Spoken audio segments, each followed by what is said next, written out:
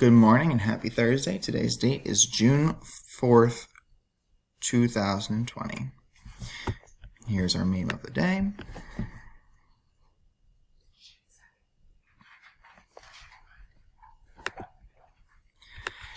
These are our daily tasks. We're going to watch or read the daily message. You're going to complete the assignments, turn in your work, check in with me.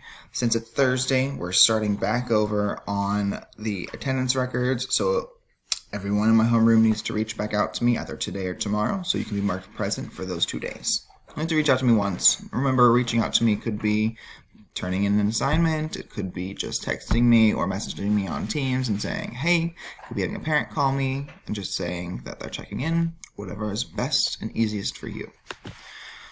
Now today we're starting the very last packet. We're going to be doing lesson 13.1. This is all about theoretical probability.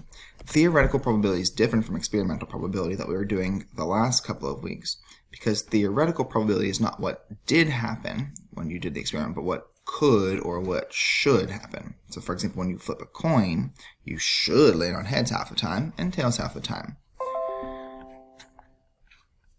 We're going to spend about 2 days on this lesson. That's Thursday and Friday. The objective is to find the theoretical probability of a simple event. A simple event means that just one thing is happening at a time in each problem.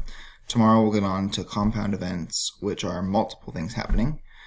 Your tasks for today are to watch or read the daily video to complete the lesson 13.1 warm-up, watch the lesson 13.1 instructional videos, and start your work on those independent practice problems. If you need help, I will be online from 9 to 11 and 1 to 2.